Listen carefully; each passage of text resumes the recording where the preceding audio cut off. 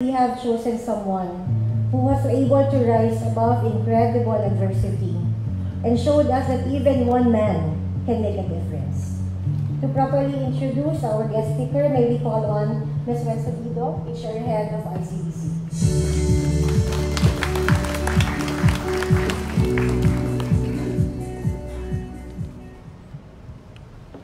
On this occasion of our Values Exemplar Award ceremony, we are most fortunate to have with us our guest speaker, who we consider to be an epitome of success in his chosen field, manifesting passion and determination. We have specifically chosen him to speak to us this afternoon in line with our awards theme, Resilience in Adversity. He's a sterling example of an individual who faced adversity and remained resilient beyond expectations. Nowadays, people call him Yorme. For the uninitiated, this is Mayor with the syllabication arranged backwards. Our guest speaker came from humble beginnings.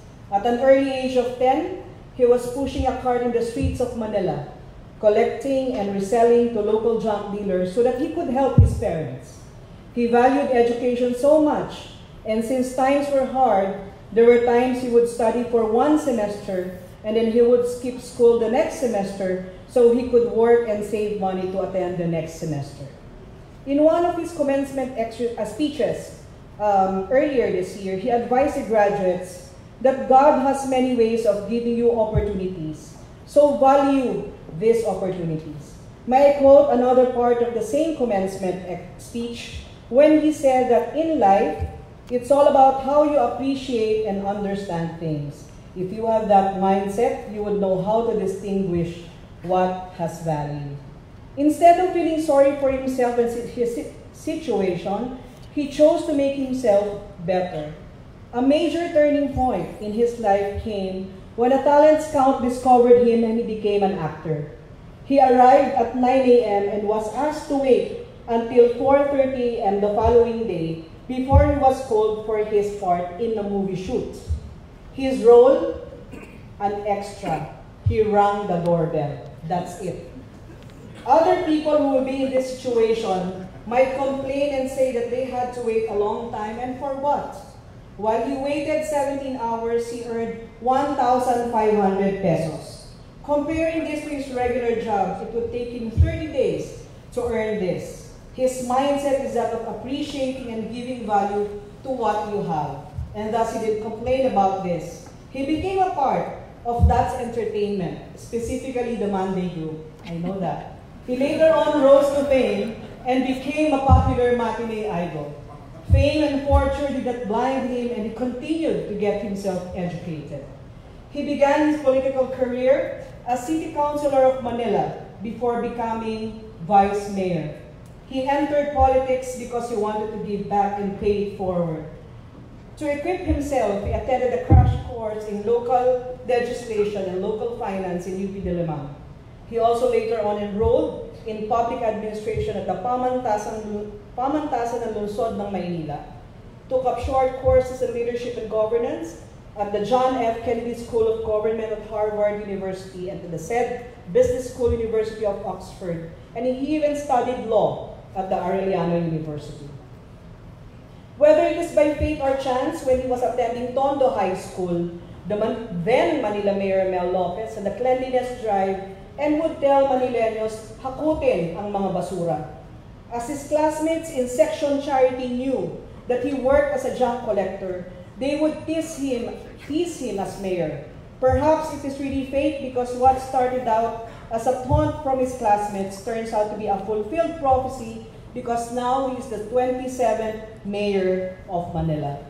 He has been making waves with his hands-on, proactive leadership style and his valiant efforts in restoring the city to its old glory and its government officials to be true servants of the people. I am a Manileño. My parents are from Paco, Manila. I can only think of good childhood memories when we were still residing in Manila. So it would really be great to see the city of Manila back to its old glory. Finally, why is our speaker perfect for today's Values Exemplar Awards? Let me share 3 of his 10 principles in life. First, challenge yourself. Second, value the opportunity. And third, I am nothing without God. These principles resound well with our YGC core values, giving highlight to why we are all here today. Ladies and gentlemen, may I present to you our special guest for today, ang kagalang-galang na alkalde ng lungsod ng Maynila, Yorme Francisco Isko Moreno Domagoso.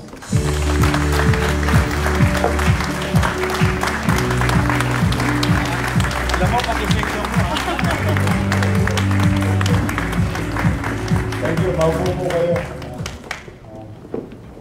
Maraming salamat sa tagapagpakilala, pati section ko, kabisado mo.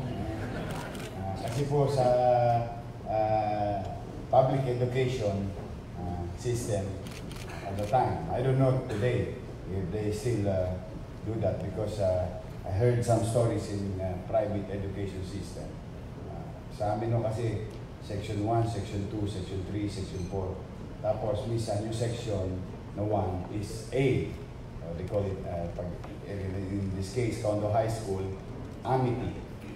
Section 1. Mga pinagpala. Mga ano yan, tawag gifted child.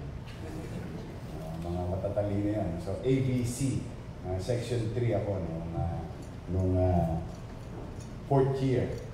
Actually, section 1 ako, Amity ako nung 1st year, Bravery ako nung 2nd year, Charity ako nung 3rd year. Kasi, although bata pa naman ako, taon-taon, pahirap ng pahirap ang buhay. Habang lumalaki ako, lalong umihirap ang buhay. So, I spend more time in the streets of Manila, in Tabora, Ilaya, Recto, El de Santos, Juan Luna, driving sidecar.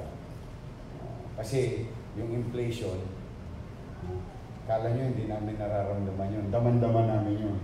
Yung dati kong kinikitang etlet, 20, at that time, nung nag-umpisa ako, 750 ang isang ganta. Noong una ako nautusan ng nanay ko na bumili ng bigas. Kasi nung araw, ganta yan. Walang kilo nung araw. Kaya kami, may mga paborito kami na mga tindahan. Kasi mabait yung tindahan. Yung ganta nung araw, ginagawang pyramid. Ibig sabihin, mabait yun. Ayan. Pagka masungit, may hawik. Kaya laki ng muscle ng mama. So, lubog yung ganta. Ayan, madaya ho yun. Anyway, I would like to thank you very much, Ms. Helen D., our chairperson, Yuchenko Group of Companies, and other executives sa ating kumpanya. Malaking karangalan po ang binigay nyo sa akin na makaharap ang mga kikilalanin ng magagaling na empleyado ng inyong kumpanya. Nakakatuwa sapagkat lumalabas na sa mga panahon ngayon na hindi na lamang tungkol lagi sa magkano kikitain ng kumpanya sa isang kanyang empleyado na nasasabot niya.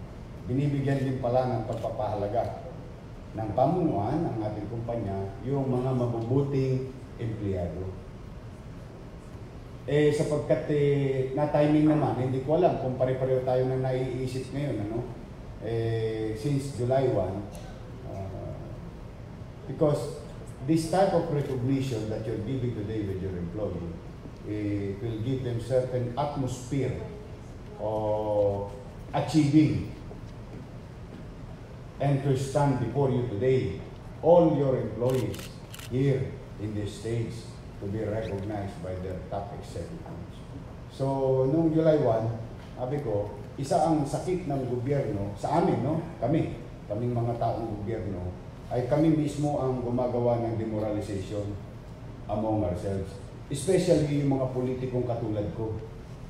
Opo, kami po ang unang sumisira sa aming organisasyon by creating a demoralization actuation, For example, and I'll tell you nitty-gritty of it. Si Mayor, manalo na, bago-bago na. Eh si Mayor may tao. O si Mayor may dalang isang batalyon, mga leader, political. You have to understand politics for you to appreciate that. But the thing is, naturally, without lifting a finger, by this type of politicians who's doing this for quite some time, generates demoralization. Bakit? Eh, kasi tingnan mo, halimbawa, sa isang bureau, may nabakanting 3 sa ibabaw. Nabakante. Siyempre, meron nasa ilalim. Ay dala na may bagong mayor, si mayor, ikakarga yung mga utaw niya. Doon sa ibabaw. Ay na mangyayari doon sa ibaba, na binalbon na sa gobyerno. Nagkaroon na ng tahig. Nilumot na. Ano mangyayari? Wala na silang professional growth. Because they have to wait for that new person to retire. Eh, mas bata sa kanya. Apo, I've been in the local government for 2 decades. These simple things, yung mga maliliit na ginagawa na actuation ng isang leader, nagbubunga ng tumor. Talagang through the years, kaya alanggana ang tao. Alang pagsisigasig. I'll just come tomorrow, I'll go tomorrow at 8:30 in the morning. Hopefully, my timekeeper will put 9 o'clock in my data sheet, daily time sheet. No? Then, at 12, may nakapila, wala akong pakialam. Mag-everbile na muna ako. Kasi break ko. Kakain muna ako. Nawala yung puso. Bakit nawala yung puso? Eh kasi tinapakan yung damdamin. Yung damdamin ang sisira sa puso. Yung puso dapat nasa paglilingkod. In our case, your case, private sector. In our case, public service. Dahil sa naisip niya, ano pang gagawin ko dito? Hindi rin naman ako mapopromote. Hindi rin naman ako kikilalanin. Kasi ang kikilalanin ng bagong upong alkalde ay yung kanyang mga bataan. Yung isang brigada. Yun ang nangyayari. Hindi ko alam kung nangyayari sa ibang local government. I don't want to judge them. I'm telling you a story happened in our beloved city. So that's why, ako'y naging vice mayor, may karapatan na akong pumirma. Nung vice mayor ako, may karapatan na akong pumirma ng empleyado. Ako na ang magdedesisyon. Dati kasi ako, pensitter may karera, nanonood lang ako sa rueda. Pinanonood ko lang yung mga leader ng Maynila. Because under the existing rules and organization ng gobyerno, may kanya-kanya kaming function. At marami doon wala sa akin sa mga nauna kong pwesto. Except when I was given an opportunity to change a little. Nung vice mayor ako, 24 lang yung aking empleyado. Alam niyo, hindi ko sa, ito, naman ito, things of the past. You know what happened? Promote ko lang isa. Hindi ko kilala, hindi ko nga alam. Kasi, on the basis of length of service. Why? Inuuban na nga yan dito Bakit hindi ma-promote yan? Isn't she qualified? Nung tinanong ko, qualified. On my July 3rd day, July 3 of 2007, third day, being vice mayor. Ayun, pinromote ko isa. Alam niyo ilan na na-promote? 21. Kaya kasi pag-promote ko yung isa, na-promote yung isa, na-promote yung isa, na-promote yung isa. Naturally. So, siyempre ako'y may bataan. You remember, hindi ko ipinagkakaila sa inyo na ako'y politiko. I have to look back to my people. But, nung pinasok ko sila, nasa dulo sila ng pundilyo. Magsimula ulit sila. Bagay na dapat na ipagpasalamat nila sa Diyos na kapasok sila sa pamahalaan na permanente na silang empleyado dala ng pagtulong nila sa akin. Pero hindi bagay din naman na manapak tayo ng kapwa natin. Yun, awa ng Diyos. Nangaretire yung mga matatanda sa taas. Kasi after a few years, nag-retire, maganda ang benepisyo. Akyatan na naman. So, na-establish yun during my stint, 9 years stint in City Council. So that's why when I became the mayor, now mas powerful. Mas may value na yung rayuma ko. Ito, inaalagaan to ng mga nagpapapirma sa akin ng empleyado. But kidding aside, I had to create a certain policy. Kasi malaki na ho ito, ha? Pinatatakbo na natin dito 10,000 na empleyado. Lahat yan dadaan sa palad ko kung sakasakali, ano man ang mangyayari.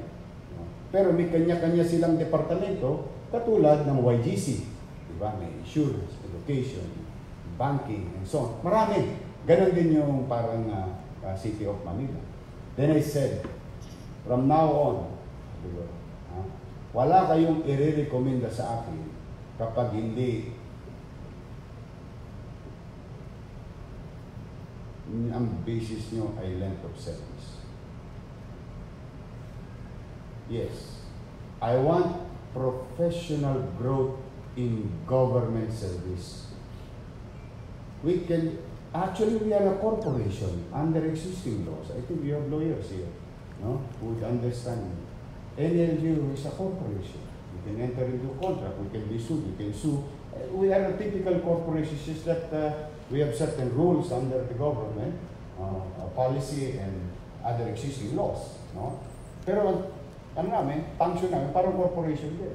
So dapat, kung merong professional growth sa private sector, dapat may ganun din sa gobyerno. Kaya kaliwat kanan ako ngayon nagpipirma. Binoto ako, hindi ako binoto, kilala ko, hindi ko kilala. They have to grow. Kailangan umakyat sa ladder. And that's one way of saying thank you for your service in the city of Manila. And that is what is happening today. Your leadership in this corporation, recognizing you in one way of saying thank you for excelling in your field of undertaking. And I think that is the basis of this program today. Sinare ko lang sa inyo yan sapagkat gusto kong maiparamdam sa inyo na yes, it's true that some of you have doubts in government. Some of you maybe lost hope already in government. Sinare namin yan sa inyo sapagkat while Manila nowadays is a very challenging city, physically, economically, and our environment. But we already accepted that fact. Now we are facing it. We are going to address it. At tingnan nyo ano naging epekto. Pinag-uusapan ng katapatan kanina ng unang speaker. Di ba? Alam nyo naging epekto? Kung ang kasamaan ay nakakaawa. Di ba? Sabi kasi ng teacher ko sa Araling Panlipunan noong grade 4 ako. Si Mr. Orense. Ang sabi niya, ang pinakamabisa daw na impluensya sa isang tao ay ang kanyang kapaligiran. Maaaring tama. Siyempre, gusto mong manapapaligiran ka ng mga hudlo o ng mga mamamatay tao at yun ang gusto mong environment, chances are, ganun ka rin mauwi. Gusto mong mapaligiran ng mga masisipag o chances are, mahahawa ka rin. So kung ang kasamaan nakakahawa, ang kabutihan ay nakakahawa din. Kasi ikaw ang namimili ng iyong kapaligiran. You cannot choose your parents. Don't get me wrong. Minsan, lumalabas ka sa puwerta ng mahirap, sa puwerta ng mayaman. It doesn't matter. No? Wala naman yun eh. The point is, yung panahon na ikay namulat ang mata mo, habang lumalaki ka, ikaw ang gagawa mo. Mari, yung nanay mo, tatay mo, tutulungan ka. Yes, hanggat nabubuhay sila. O maswerte kayo pag may mga kapatid kayo.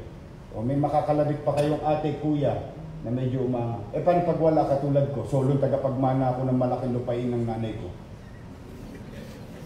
Bulubundukin. Umuusok pa. Sino tutulong sa iyo? So at the end of the day, ikaw. So you really have to excel. You really have to focus in your field of undertaking. Tingnan po ninyo. Dahil ganun ang ginagawa namin. Talagang ganun. No? Kalain ninyo, saan kayo nakakita? Ordinaryong empleyado, sumakay ng jeep. Ordinaryong empleyado, 450 a day. Sumakay ng jeep. May naiwang bag. 3 weeks ago. Alam niyo kung gaano karaming pera yung laman ng bag? By the millions in foreign currency.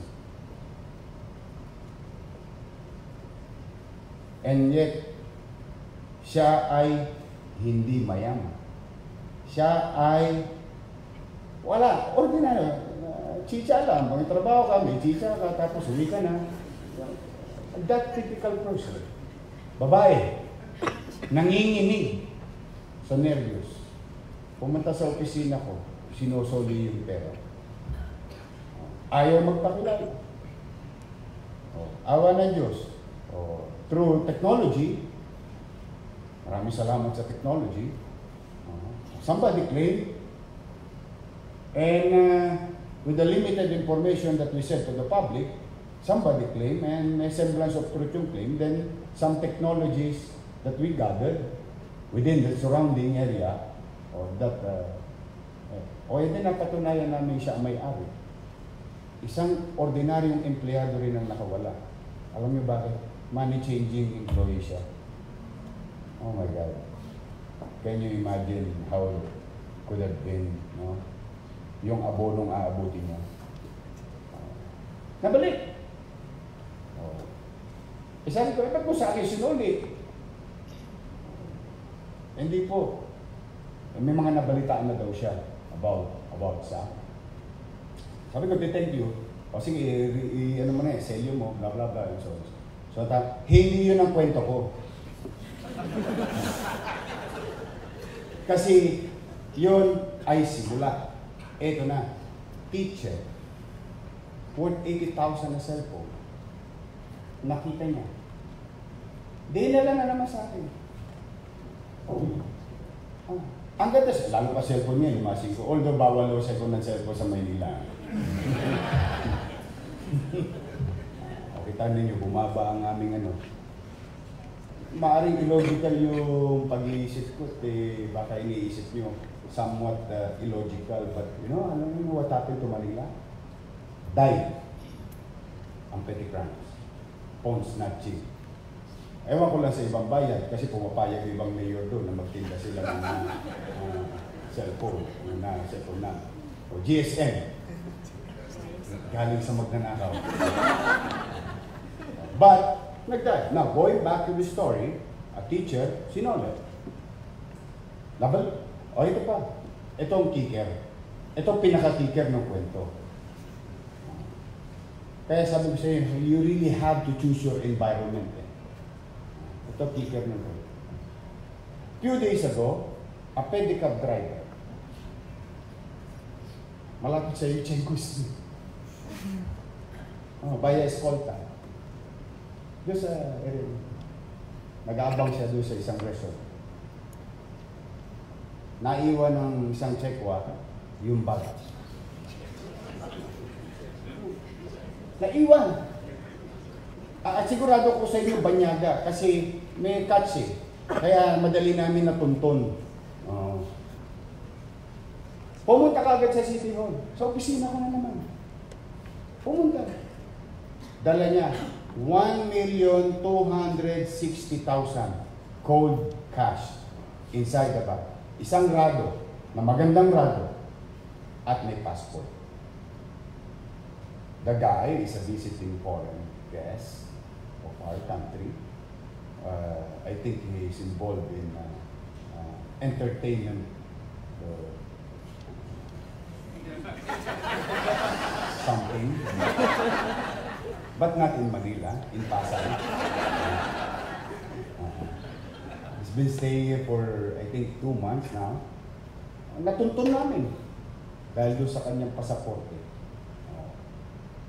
Now, tinanong ko yung sidecar ko. Oh, taga Baseco. Yung sidecar ko. Squatter. Squatter, ha? Tinanong ko siya, sabi ko, bakit mo ba sinuli pa? Wala nang nakatingin eh. Sayang naman.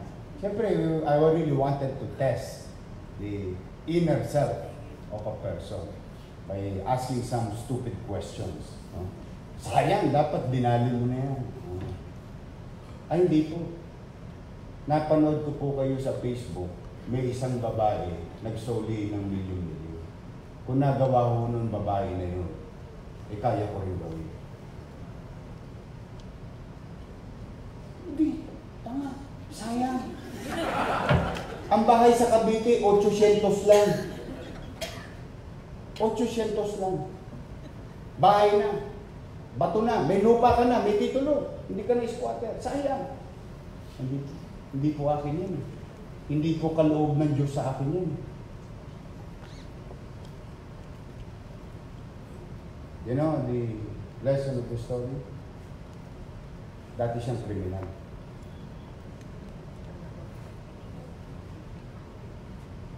Nag-serve. Hindi sa military. Sa BJMP. Can you imagine? That's why I, for one, I hope you can do the same. I'm trying to erase prejudice. Nowadays, with that story, mas one step back again. Parang, meron pa rin pala. Pwede pa rin pala. Posible pala. Kaya pala. Nakakahawa pala. Kaya ako, pag may mga awarding ceremony, sunod nga sinabi sa akin ni Tony Edwin, may awarding, excited ako nowadays. Bakit? Kasi gusto kong ipamutawi sa inyo. Na true, you're doing that not only for professional growth, also for the love of your company. Ginagawa niya sa pagmamahal ninyo sa inyong kumpanyang napapabilang kayo. Ito yung aking mga mamamayan sa lungsod na napapabilang sa siyudad ng Maynila. Unti-unti, nagbabago na ang mindset. Ang kriminal sa amin, 5-5, tumpukan ng laban. Mabibili mo tumpukan. For so many reasons. Economic, most of them. And portion of it, bisyo. Bisyo lang. Mas malaki ang portion, that's why they are doing it because they wanted to enrich themselves. And wala silang guts or batugan ba na talagang mas gusto nila easy money. Pero mahirap kang nakakakamero siya ng kapwa mo. Sabi ko nga doon sa wala. Birin mo saan ka nakakita, ito is squatter. Squatter, literal. Kasi kung naman titulo lupa doon Kahit magtayo ko pa ng 4 na story doon, squatter ka pa rin. Hanggat hindi sa'yo yung titulo. Pero hindi. Sino ulit? Tilularan. Sino? Hindi ako. O yung isang babaeng gumawa. Saan? Napanood. Ibig sabihin, hawa-hawa talaga. At sana sa mga awarding ngayon, kahawaan din kayo ng iba pang kapwa ninyo, empleyado sa susunod na taon para sila naman ang aakyat dito. Ganun lang po. Kaya po sa mga kasapi, empleyado ng YGC, aspire. You know, true, you need that 1530 for your economic reason. Yeah, it's true. But this is just an object. You don't want, don't destroy your character because of this, pag-aasam. Wala masama mag-asam. Pero pag-aasam ang basihan ay kasamaan. Yung masama ko yun. Ang pag-aasam sa pamamaraang mabuti, dapat yun tularan. at maging huwara. Okay, ako naman, ako lalo ko nagbubuti. Bakit? Dumarami na yung mabuti sa Maynila. Di ba? Kasi boils down to ano. Naalala niyo yung commercial ng Nestle nung araw? Ang ginagawa ng matanda pag nakikita ng bata, sa mata ng bata, ito ay tama. Tama ba? Tama ba yung commercial na yun? Naalala niyo yun? Yung Nestle noong 1980s. Ginawa nila yun eh. Which is true. Kasi ginawa ng matanda, akala ko, yun ang tama eh. Ginawa ng tatay ko eh. O hold upper tatay niya. O di mang hold up sa kanila normal. Mambugbog yung tatay niya ng asawa. O di normal yun. Biri mo yung lalaki, binubugbog yung babae.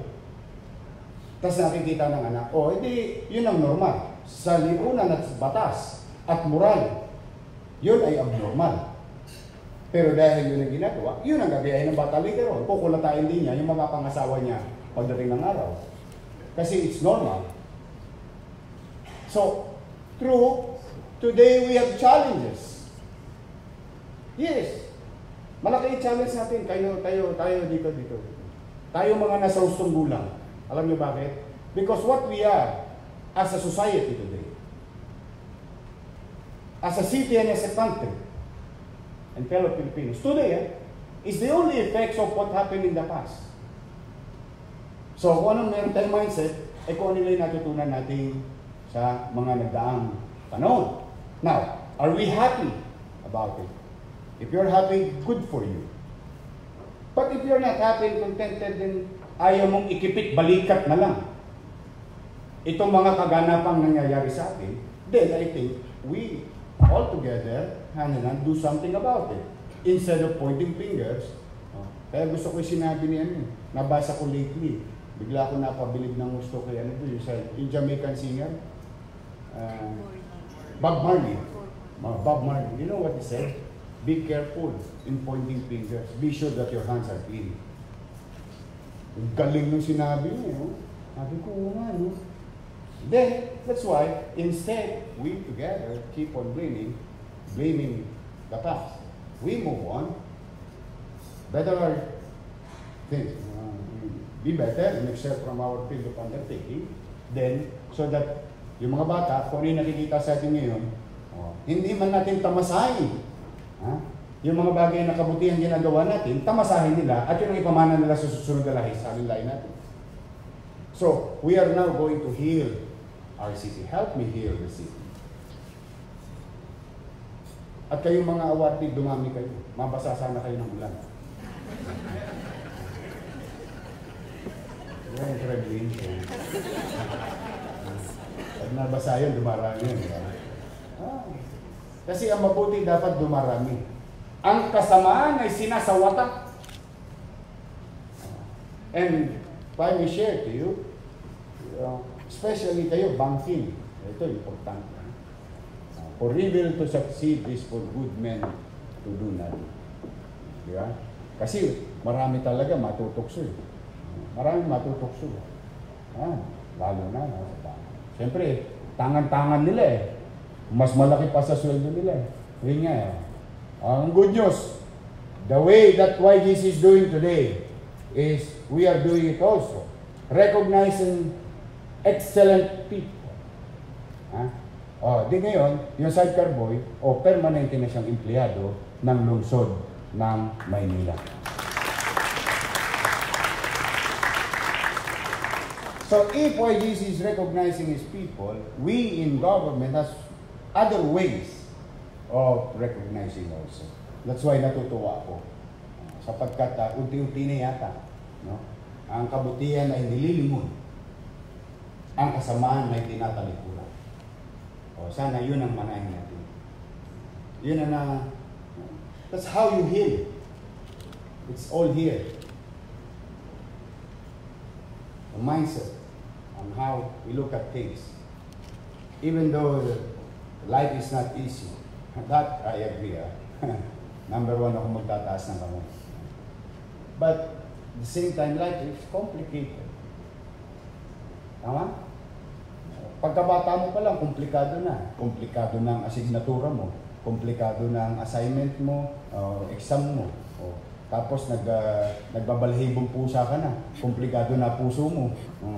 Di ba, yung crush mo, kala mo, love na love mo. Di ba, pagka-graduate mo, komplikado mag-apply, akala mo kadali. O nung nasa oblo ka na ng kumpanya, ayun na naman, may komplikasyon yung what we call the professional jealousy. And so on and so forth. Life itself, as you progress, is very complicated. Then, don't make it more complicated the way you think about life. To move faster is acceptance of facts. When you accept those, ay mahirap ako, ano ngayon? Dapat ang tanong, paano ba ako makakaahon sa kinalalagyan ko?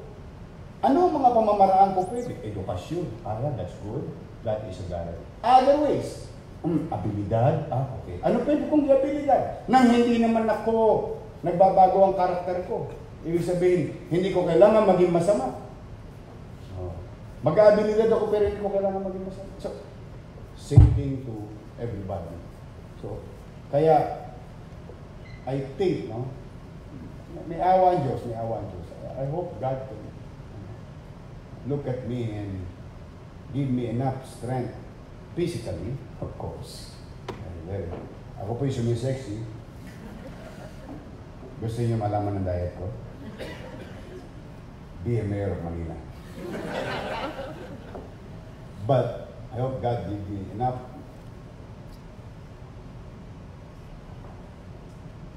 understanding of the situation. And physical strength. Because I've seen it in a couple of months. Meron akong key, meron akong susubukan. Yes, I will attend to social amelioration. I will do that. That is a promise, that is my commitment. Yes, I will address security in housing. Yes, I will do that. Yes, I will attend to environmental protection of our city. Yes, I will do that. You want roads, I will build your roads. You want school, I'll build roads. I am schools. You want books, I'll give books. O baon, bigyan pa kita ng baon. Yes. Gagawin ko yung mga bagay na dapat na ginagawa ng pamahalaan. Yung normal. Pero meron akong isang pupuhunan. I think sana ang mga taga-lungsod ng Maynila samahan ako na baguhin ang aming pananaw sa aming kapwa, pamayanan at pamahalaan. That is the biggest challenge of our government. Manila lang ayoko nagna-national ang usapan dito please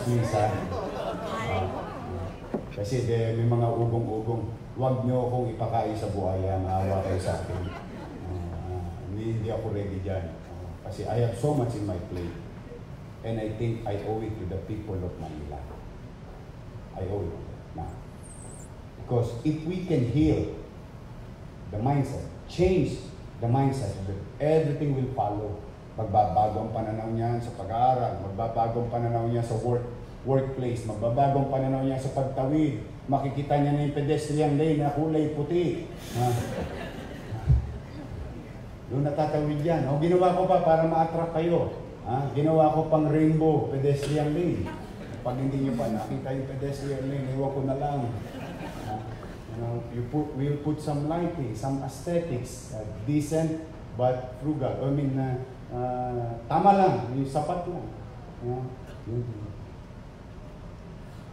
Then, if there is Manilans here, yung nagsalita kanina, at yung host, taga Manila ka ba? Dati. Talagang iniwan na kami. Marami akong naririnig ba niya? Dati ko. Babalik na ako sa Totoo yan. Babalik na ako bukas. Alam mo na wala, ito in passing before I finish, nawala yung sense of pride namin, Ma'am Helen. Nung araw, tingnan niyo. Sa totoo lang, mag-aminan tayo. Lahat kayo gusto niyo, tarjeta niyo, Escolta Manila. Nyanyang ganyan, Escolta ko.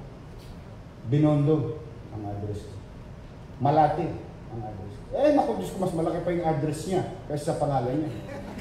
Kasi nandun siya sa primerong lupa, primerong lugar. Attraction for business. Taga saan ka? Taga dyan. Hindi niya napansin. In a conversation without malice, no? May konting atras pag natatanong. Saan ka sa mga? Saan pa mo? Ito nga eh. Ay, ito. Atid mo nga ako, taxi. Saan? Hindi mo sasabihin Tondo eh. Sa Moriones. Saan po yun? Sa Tondo? Ay, hindi po. Okay lang po ako. Busy ako. May tumawag mo sa akin. Nakakaawa kami. With all honesty. Kaya talagang... Anyway, so if there is Manilans here, I'll take this opportunity. I'm begging you, in the audience, kung merong mga taga-siyudad ng Manila, I'm begging you, please help me. I cannot do it alone. With all honesty. Don't get me wrong. Hindi ako matutulog. Huwag niyong problemahin yung walang tulog. Ang problemahin yung walang gising. It's a metaphor, but I will not sleep. I'll try to excel. I'll dedicate my life. Kasi ang ipinagpapasalamat ko sa Diyos, kaya pinapahalagaan ko na lang. Saan ka nakakita? Basurero lang ako. Pwede pala maging mayor ng Maynila ang isang basurero.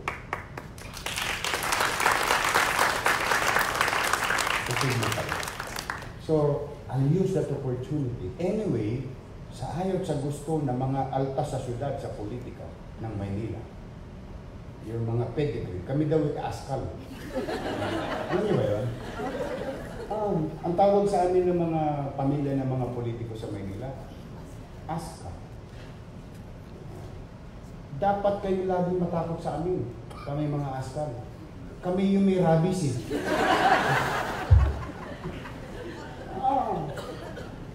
But, you know, I am now part of history.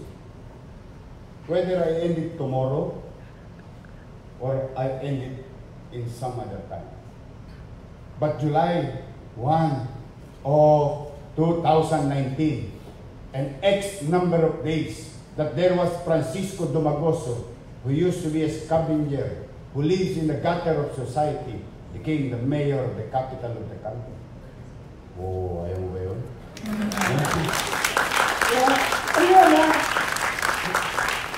Hundreds of years. Ano na yun? Naitala na. Yung spelling nga ng pangalan ko, hindi ma-spelling ng tama eh. Pero nasa kasaysayan na ako. Then I'm here. Thank you, Lord. Thank you, Jesus. Then I'll take this opportunity. I will not put it into waste. Dito, susugal lang ko to. Maniwala kayo sa akin. It's either I fail or we're going to succeed. Isusog ako lahat ng political capital ko. Just to rearrange everything. Itataob ang Maynila. Parang madyong.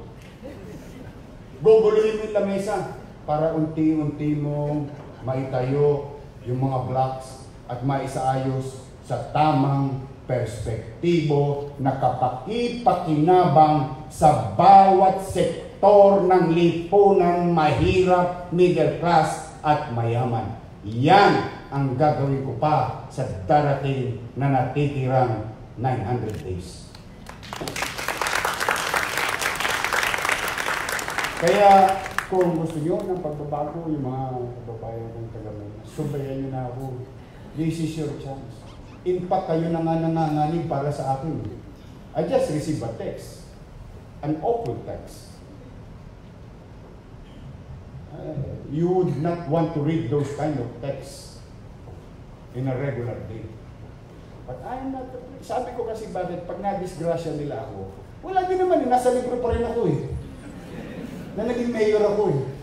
Tama ba? You know why am I like this? I have nothing to lose. Because, galing naman ako sa Alaws eh. Nga. And yet, I don't know if RCBC Plaza has a Starbucks today here downstairs. If I go down there, I can spare 120 pesos for a cup of Starbucks. And it will not change my economic status in life. And compared to may 50 pesos ako nung araw, base na rin sa kwento ng tagapagpakilala, pag may 50 pesos ako nung araw, piyesta na ang buhay ko. See, walang mawawala sa akin eh. But, dumaan ako, which is maraming dumaan, we politicians, we come and go, but the institution will stay. Okay? Dumaan ako, ayaw kong umapak sa buhangin. Aapak ako sa putikan. Sa buhangin, walang dumit, walang bubog. Pero, isang iglap lang, pagtama ng tubig sa dalampasigan, burado na ang mga yapak mo. Ngunit sa putikang maraming bubog, may etsas pa ng utaw.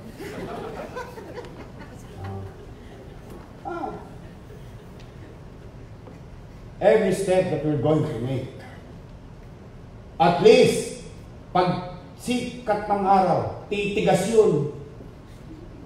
Pagtigas nun, meron ng path na isusunod natin sa alinlay, may dadaanan na silang giya towards a better Manila. Yun. Yun talaga. I will try that. Kaya, kung hanggang dito na lang ang tadhana ng buhay ko, so be it. Wala na ako. Isa sa economic term ng mga negosyante, ang tawag, made na. Ako made na sa buhay. Made na because wala na akong hihingin pa sa Panginoon Diyos. Ipinalangin ko to eh. Huwag kayong magkamaling hindi ko to pinalangin ha. Nanalangin ako sana talunin mo yung kalabaw ko. Nanalangin ako eh. Ay malamang nanalangin din yung kalabaw ko. Hindi ko alam kung nanalangin yun. Hindi ko alam kung sino sa ito na. Pero that's different. That's different. But I pray. And I was heard. Then, huwag niyo namang itaas ang expectation sa akin. Please, ako naman nakikisunod. Huwag. Yeah! Nagugulat kayo sa Maynila ngayon. Thank you very much na appreciate you. The hardest part of this is sustenance. Consistency. Yan, medyo, yan ang challenge ko ngayon. Kaya kanina pa ako nakakanggap ng mga text dahil may pinaririkisa ako. So anyway, sana naman medyo, basta take me as an ordinary one of those 1,600 mayors. That this fellow, this guy, itong batang ito, ala to, yung ginagawa lang nito, basic governance, which I'm doing, basic governance. Kasi baka mamaya, ma-frustrate naman kayo sa akin. Pag na-frustrate kayo sa akin, back to zero na naman kayo. Mawawalan naman kayo ng hope sa gobyerno. But, ako naman talaga, ang regalo ko pabalik sa inyo. Hindi ko ito tututulugan. Metaphorically, ayusin natin. Kailangan ko lang talaga ng tulong ng pakikiisa, pagsang-ayon, pakikisama, pagkukusa ng tao na sumunod naman at muling magtiwala sa pamahalaan. Yun naman ang hinihingi ko sa inyo. So muli, I hope na-entertain kayo. You know, politicians like me, when we do speech, boring talaga. Nakakaantok. But again, I'm honored. Ma'am Helen, thank you very much. Thank you very much. Inviting me, your headquarters. At sa mga opisyales, maraming salamat sa inyo. Sa mga awardee, yan ang problema nyo ngayon. Kasi aasa kami. But the same thing, the sauce for the gander is the sauce for the goose. That will be applied to the way I look at you. Just try to excel. And hopefully, ma-award kayo ulit next year. So, congratulations sa lahat ng awardees. Okay, palakpakan naman natin sila.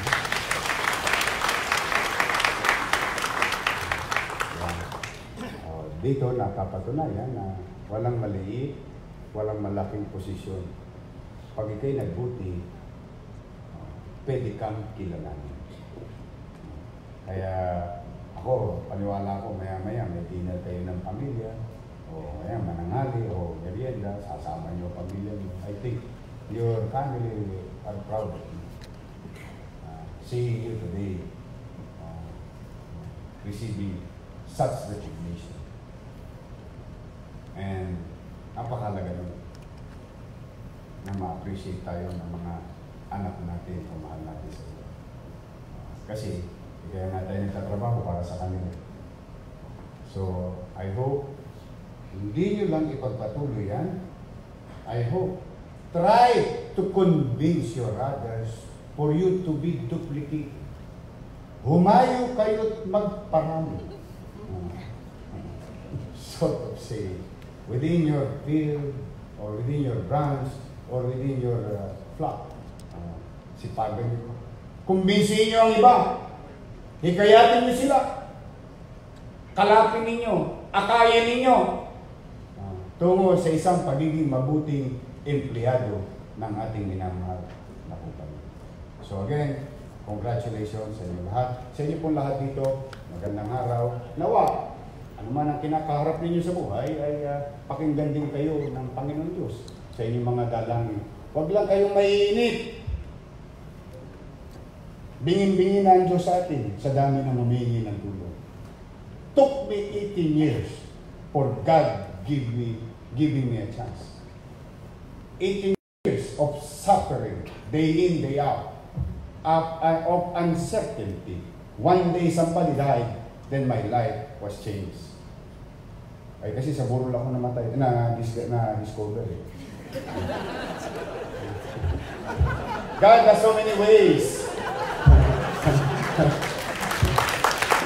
Kaya kalooban sana kayo ng biyaya ng Panginoon Diyos. Kalooban sana kayo ng kalusugan, maayos na kalusugan, malawak na pananaw, at maging matagumpay sana kayo sa mga karera ninyo sa buhay. Again, maraming salamat, pagpalain nawa kayo ng pong may kapal. Manila, God first. Master Lorne. At ako na nga kayo, sir, meron pa tayo ni siya later. Meron pa mga selfie. Sir, may i-ask you to double stage. Congrats ha. Oh, pare, congrats ha. Maybe also call on Mrs. Helen to present our tokens of appreciation for Mayor Yusco.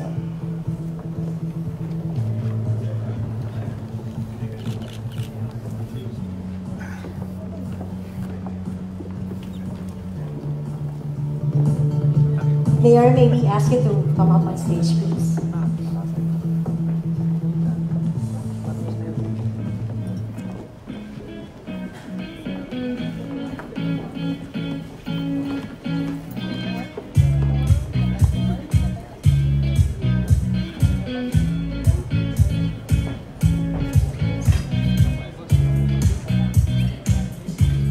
Thank you once again, Mayor Isko Moreno, Manila.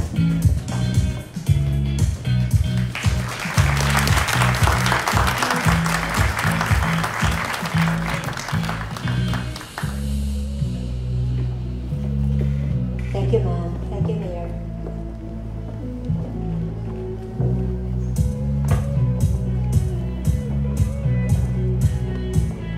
Okay, sure. Nag-enjoy.